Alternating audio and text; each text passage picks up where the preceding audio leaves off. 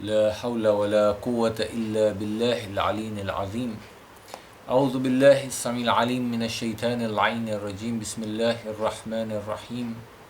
الحمد لله رب العالمين. الحمد لله كما هو أحلو. والصلاة والسلام على أشرف الأنبياء والمرسلين وخاتم النبيين مولانا أبي القاسم محمد. اللهم صل على محمد وآل محمد.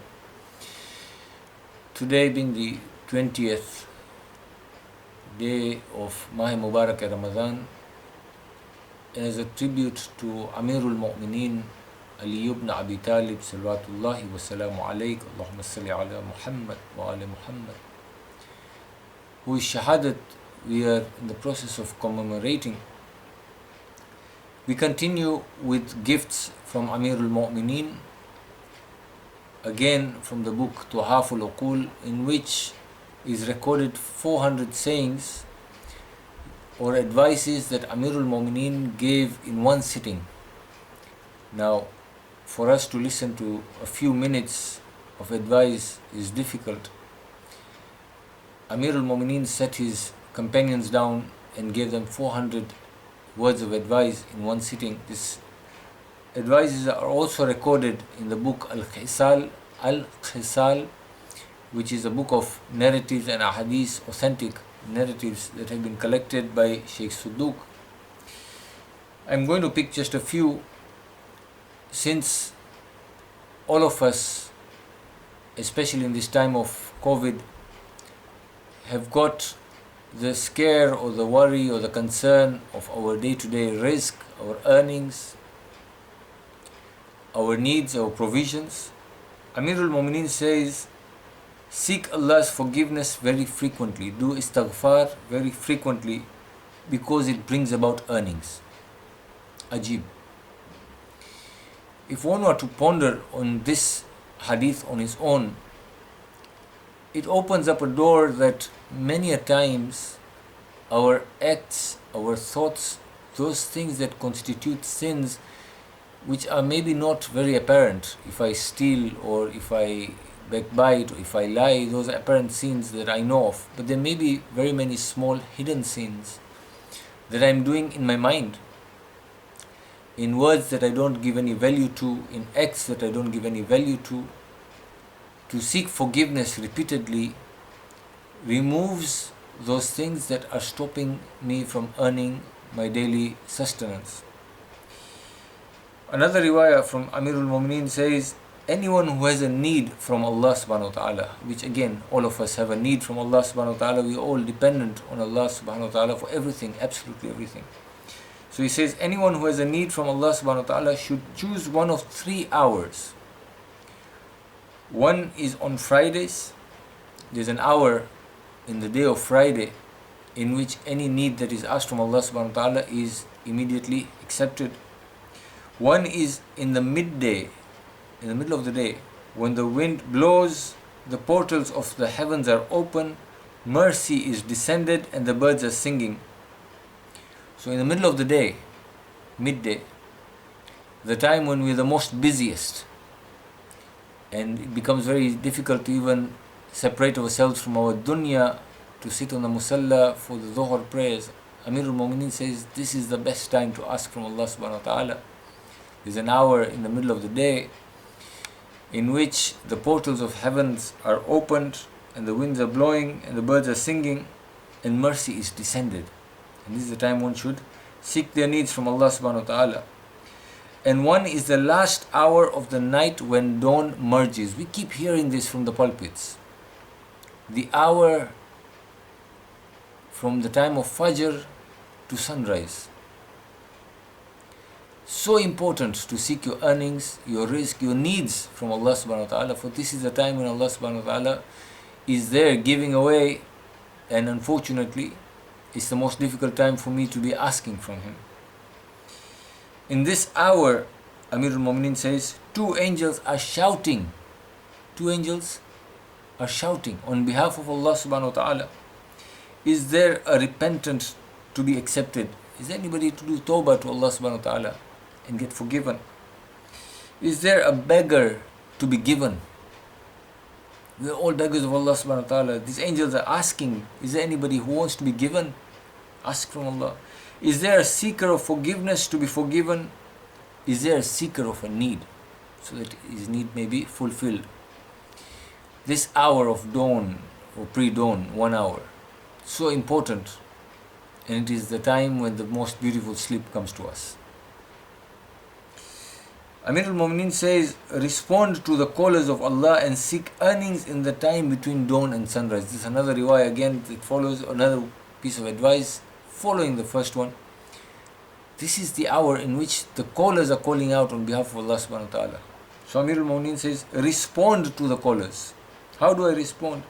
Seek your earnings in the time between dawn and sunrise. To ask Allah for earnings in this time is better than wandering in the lands seeking for earnings. I spend my whole day troubled. I will call this customer and I'll go and visit that customer and I'll try and collect my dues from this person and collect my dues from that person, and all I had to do was recite my Fajr namaz on time and sit for that 1 hour and ask Allah subhanahu wa ta'ala, oh Allah, make it easy for me to get what is mine, what is rightfully mine. Oh Allah subhanahu wa ta'ala, ease my needs and my problems in that 1 hour. It says, to ask Allah for earnings in this time is better than wandering in lands seeking for earnings. It is also the very time in which Allah subhanahu wa ta'ala distributes the earnings of all His servants. In this 1 hour, Allah subhanahu wa ta'ala is distributing the earnings. Ajib that this is the 1 hour during which Ameerul Momeneen is struck on the head and his wounded body is taken to his home, to his daughters. Ameerul Momeneen says, expect the relief and never despair. Despair is the worst thing a believer should have. He says, expect the relief and never despair of receiving comfort from Allah subhanahu wa ta'ala. Never, ever, ever despair from the comfort of Allah subhanahu wa ta'ala. Allah subhanahu wa ta'ala is Samiul Basir. We keep saying this in Mahe Mubarak Ramadhan. He knows our affairs better than we do. Keep expecting from Him. Never despair. And then he says, the most favorable act to Allah is the expectation of relief. Allah subhanahu wa ta'ala loves, muhib, loves the person who is expecting relief from Him. So sometimes I may be in difficulties and calamities, and I think that the calamity is a problem for me. In reality, I am getting closer to Allah subhanahu wa ta'ala, because if in that calamity I am patient and I persevere and I turn my total hope and need to Allah subhanahu wa ta'ala and I'm expectant of His relief, I am muhib of Allah subhanahu wa ta'ala. And these acts that are pursued steadily, for a person who is steadfast in his hope from Allah subhanahu wa ta'ala, Allah subhanahu wa ta'ala loves that person. Many a times I'm in need, I initially ask from Allah, but then I start giving up hope. I don't realize that sometimes Allah subhanahu wa ta'ala increases my need or increases the time spent in the relief because He loves it, that I keep expecting from Him. This is the true test of Iman. Many a times I fail in that test. Yes, in the initial stages of my problems, I remember Allah subhanahu wa ta'ala. But as the problem keeps on going on, and I think, now what? Is Allah, na'uzubillah, stop listening to me? And I start going into despair.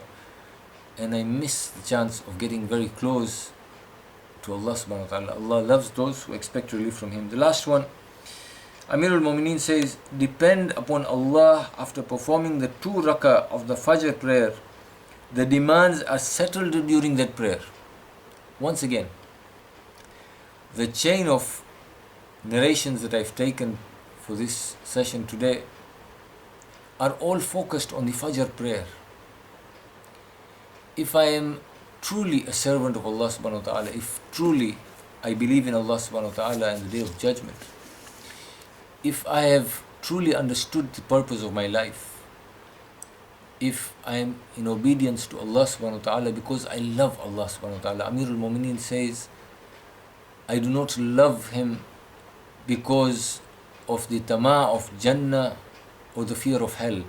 Unfortunately, this is our status. that we're only doing it because we don't want to fall foul of Allah subhanahu wa ta'ala, and we want to get paradise.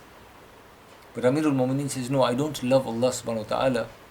I do not worship Him because I'm afraid of Jahannam or because I'm in need of Jannah. I worship, Ameerul Momeneen says, I worship Allah subhanahu wa ta'ala because I found Him worthy of worship. If I truly and sincerely understand my Lord and my Creator and my Nourisher and my Cherisher, if I realize that every moment He is the one who has taken care of me, He has brought me to this stage. Not only that, but He has made me ashraful makhluk. He's given me so much capability and ability. Look around you. None of His other creations, including some of the ones that are walking on 2 feet like us, have got what we have got. When you're sincerely grateful to this Lord, when you sincerely love this Lord, Fajr namaz becomes something that you look forward to. Your eyes open automatically, you don't need an alarm clock. But unfortunate is my state. Even with numerous alarm clocks in my room, when it comes time for Fajr, I'm seeking the 2 more minutes under the blanket while the Muazzin keeps on shouting and calling. And as we heard in these narrations, whilst the angels are calling out, is there anybody who will seek the need from Allah subhanahu wa ta'ala? Insha'Allah, it is my humble prayer that all those who listen to this today, from henceforth, Fajr will be a breeze. وآخر دعوانا أن الحمد لله رب العالمين. سورة مباركة الفاتحة.